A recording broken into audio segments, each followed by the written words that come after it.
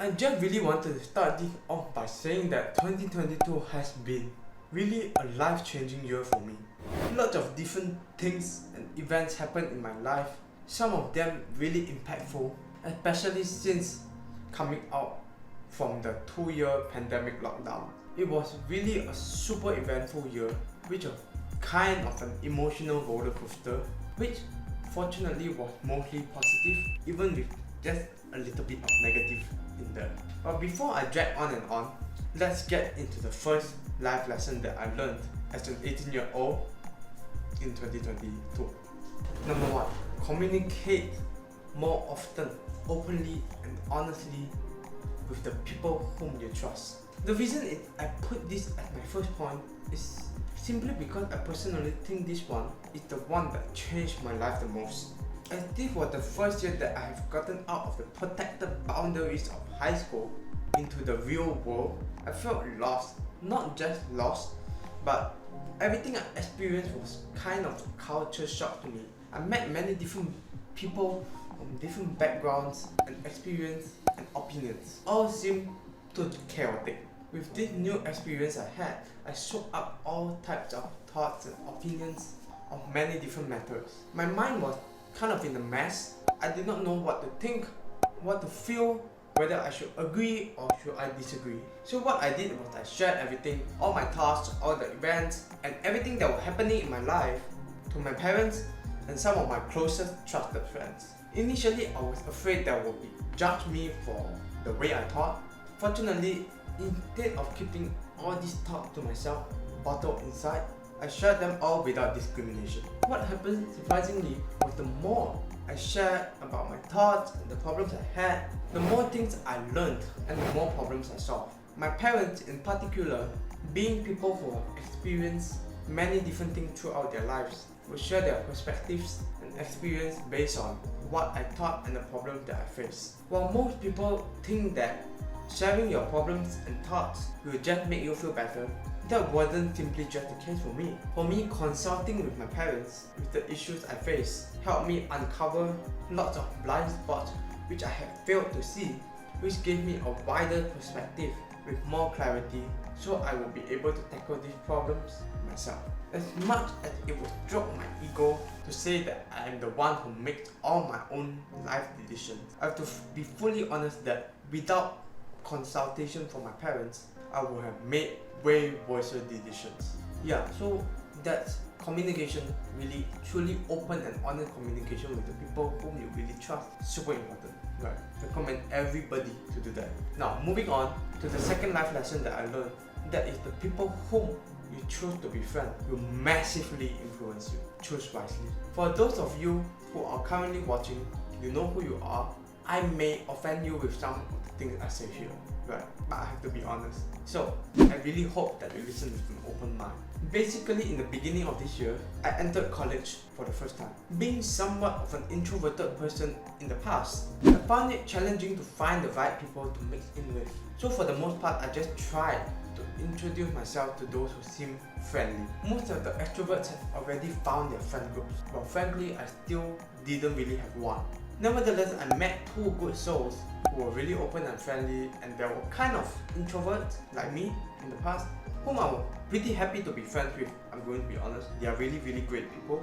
But I still wanted to find more because, I just wanted to seek that sort of validation in college where you wanted to mix with the cool kids, right? Yeah, childish of me, I know. Then early around February, if I recall correctly, our lecturer told us to form groups for an assignment. A pretty large group, around 8 people if I remember correctly. Then there was this so-called cool kids group who had 7 people, and I had been, it was kind of the perfect moment to introduce myself to them, and I had been eyeing this group for quite some time because I thought one of the girls there looked pretty damn attractive. I didn't know how I mustered up the courage, but I decided to walk up to them and to introduce myself, asking them if they could take me as their assignment group member. Lots of them were frankly really friendly and they accepted me in.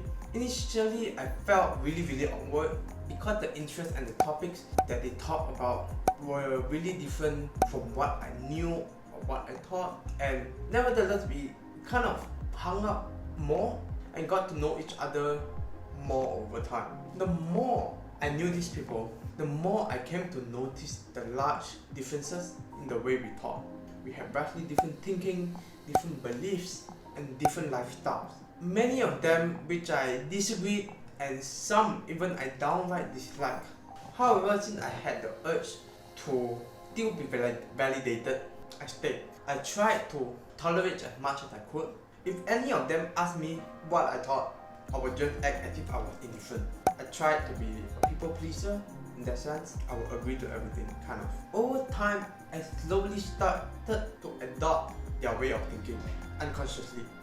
I became more and more accepting to beliefs which I would have downright disagreed with in the beginning. If you want an example, one of them was actually thinking that we should take college lightly because I thought it was a time for us fun. By spending more time with them, I came to believe this was okay for me to do. Maybe this is my own perception, but I don't know if they thought that way, but that's what I felt. Frankly, this is one of the least extreme examples of influence that have gotten onto me. There were lots of different other terrible influences which had crept up on me as well, which I unfortunately can't share here because I'll definitely get cancelled if I did. At the end of the day, the lesson is this: pick your friends wisely. Quality matters so much more over than quantity here. If you give me the choice between two really good and trusting friends who are good influences and role model, over 10 or even 20 average or normal friends can be bad influences, I choose the two friends 101% of the time.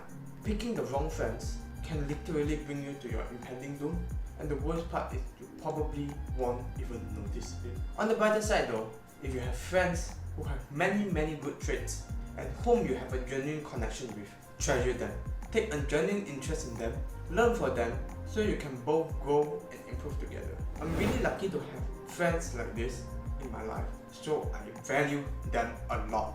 Moving on to the third lesson I learned that I believe some of my peers may disagree with, and that is you don't have an identity unless you set one for yourself.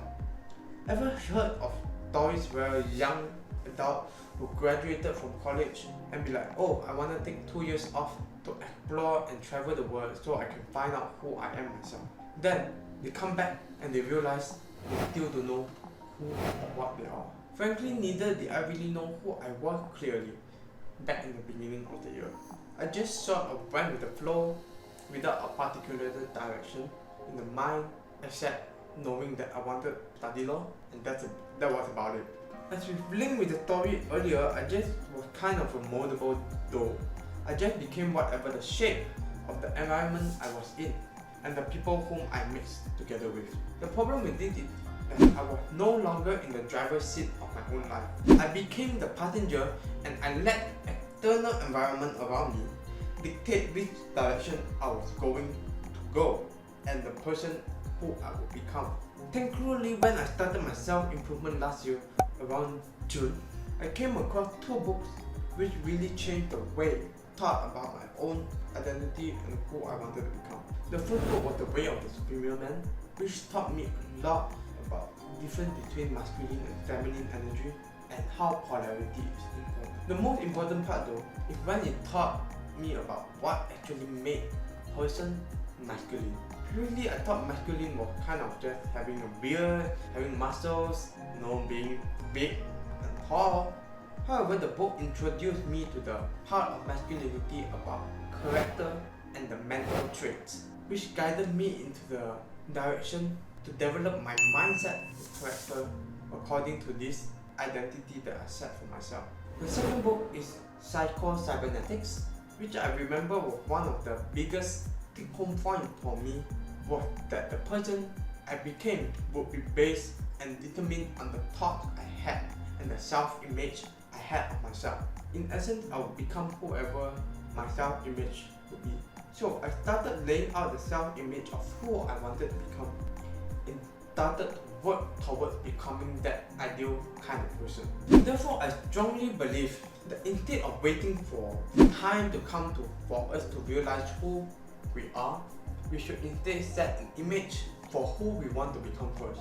Then we visualize us as that character, and we work towards becoming that ideal character by acting as they would. Basically, in other terms, fake it till you make it. And now on to my next life lesson which I have learned in 2022 would be there is no perfect timing.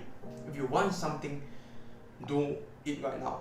You see, this is the mistake which I had made for so many years until I finally wake the fuck up after deciding the reason why I wasn't making much progress in my life is because I kept waiting for the right moment. For those of you who don't know, I was kind of an extreme perfectionist in the sense that I would spend time coming up with the perfect plan and idea, then I would wait for the perfect moment to come, which obviously would never come because I would just keep on giving lots and tons of bullshit excuses to continue procrastinating. Eventually nothing would happen and I would still be just back to square one. This problem dawned on me when I realized that on the rare occasion that I took action on my plans, I would experience things that would lead to a lot of personal growth and development, no matter whether the experience was sweet or bitter. In fact, I believe many experiences that I had were actually bitter mistakes that I had made, but it didn't really matter to me because what important was that I had learned from these mistakes. Despite knowing this, I had only started really to be more action oriented toward the very later part of the year. Thinking about it, if I had just been more action oriented in the early part of the year, I wouldn't have missed so many different opportunities and experiences that I would have had, especially if I had just been a bit more braver. And for the next life lesson, that would be self-improvement will transform your life so much that you will be unrecognizable when you look back before you started. So I came across this real hard-hitting moment which made me to commit to holistic self-improvement around June last year of 2022 when I came across Hamza. I remember one of the first video I watched about him is how we are the first generation of men with no purpose. The first question that really struck me was, what the fuck was I doing with my life? I continued binge watching his videos throughout the whole day, which slowly instilled and changed the way I had thought about my own life. The flipping point for me is when he released the video about, if I remember correctly, stop letting other men pipe your wife. In the video he talked about how all of us men are actually in a race, and if we allow ourselves to become complacent, we stop running and allow other men to run and get a head start over us. And when they get past us and they win, they will literally take your wife from you. I think this one really spurred a shit ton of emotional commitment for me that I promised that I would be on self-improvement till the day I die. Honestly, if you're a young man, I really recommend you to watch this one.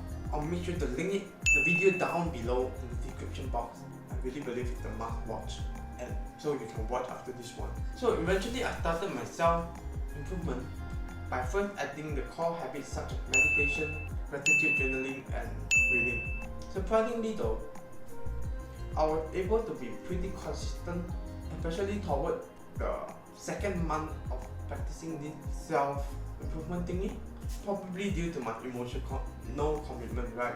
I also removed most of the distractions and bad habits I had in my life, such as social media, video games, and pointless outings.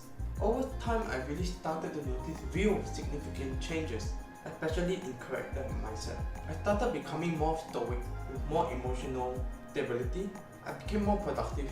My level of thinking became much more clearer. Basically, I experienced a level of happiness and satisfaction from seeing myself commit to self-improvement so consistently. Looking back to the person who I was before self-improvement, especially during my early secondary school years, before I started going to the gym, I almost can't recognize the person I was in the past. Not that I'm trying to boast here, but I strongly believe that this is the blessing that every young man should experience and go through in their lives through self-improvement. And for the very last life lesson that I had learned, stop trying to please others. Know what you want first. I think this one is the be all and all for me. Throughout my teenage years and even most of 2022, I've always been labelled as the kind of nice guy. I would go out of my way to please others, just because I wanted them to like me even if I didn't feel like doing it. This stemmed from my own lack of self-esteem and insecurities. I was a person who always sought for validation from others to prove my own self-worth. I kept believing that people would come to eventually like me for my willingness to sacrifice my time, energy and effort for them. Unfortunately, that would simply never be the case, alright? In fact, most people would just take me for granted, and I ended up being kind of just like a dog following its master. Moreover, another huge problem with this is that when you spend so much time, energy and effort trying to fulfill other people's agenda, you forgot what your own agenda even is. That is really destructive as a man to not know your own direction and what you want. Thankfully though, with the introduction of self-improvement in my life, I eventually slowly realigned my life by defining what I truly wanted for myself. Not to be confused with being self-centered though.